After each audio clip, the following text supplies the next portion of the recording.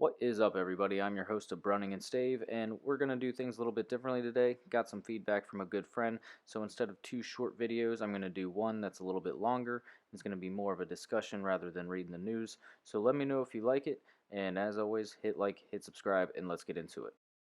A second civil war in America has been talked about for a while, but it's been picking up steam in the last few years and even more so in the last few months. Foreign news outlets talk about it, and they've actually been saying that we've been in a cold civil war for quite a while. Bill Gates is probably one of the most prominent individuals to comment on the issue. His exact words were, quote, "I admit that political polarization may bring it all to an end. We're going to have a hung election and a civil war." End of quote. Now, that is a strong statement from someone with a lot of influence. He didn't say we might have a hung election or that we might have a civil war. He said it's happening. Now, he didn't specify which election, so it's unclear if he possibly meant the upcoming midterms or maybe the next presidential election. Either way, it just kind of goes to show that the number of powerful people who think civil conflict is inevitable is growing and getting more mainstream. Others have taken it a step further than Bill Gates did and said we're already in a civil war, and there's an unsettling amount of evidence to support that idea. Before we look at that, though, we should acknowledge that, like cars and phones and everything else, war changes and gets upgrades along the way. Most people realize we don't line up in rectangles and take turns firing at each other. We no longer use muskets, muzzleloaders, none of that. What most people don't realize is that we may be in what people refer to as fifth generation warfare, which means you can wage war without ever firing a shot. This type of warfare causes minimal casualties and damage to infrastructure, so it's ideal for civil war because obviously the winner doesn't want to be king of rubble and bloody streets after everything's said and done. With that being said, in just the past few months, these are all the things we've seen that make me think maybe we are in a civil war. So the president has weaponized the FBI, sending the FBI to raid political opponents and other people from the opposing party. The DOJ was caught targeting parents for having the audacity to attend school board meetings when their child's school is acting like an indoctrination center instead of a learning facility. We've seen a man travel from California all the way to Kavanaugh's residence in Maryland with intentions of shuffling a Supreme Court judge off the mortal coil. Pregnancy centers have been firebombed by a terrorist group. The FBI knows who it is, as they've claimed responsibility for doing it.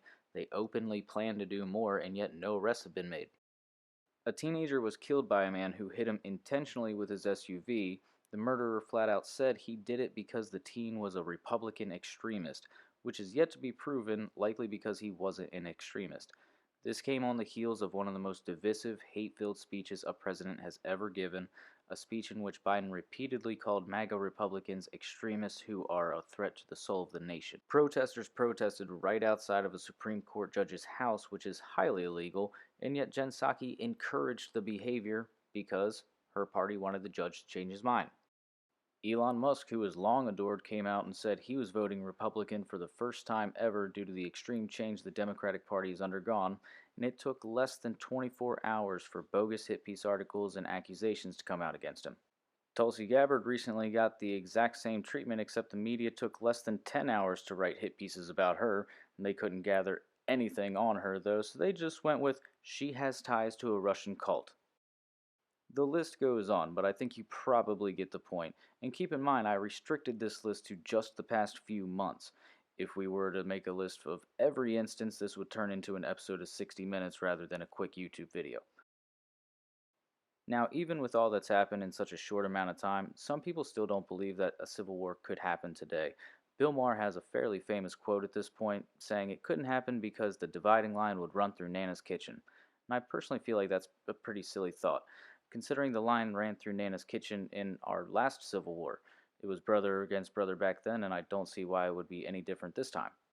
I think it's important to acknowledge that most civil wars don't have a Mason-Dixon line. Most civil wars will put brother versus brother and rip families apart.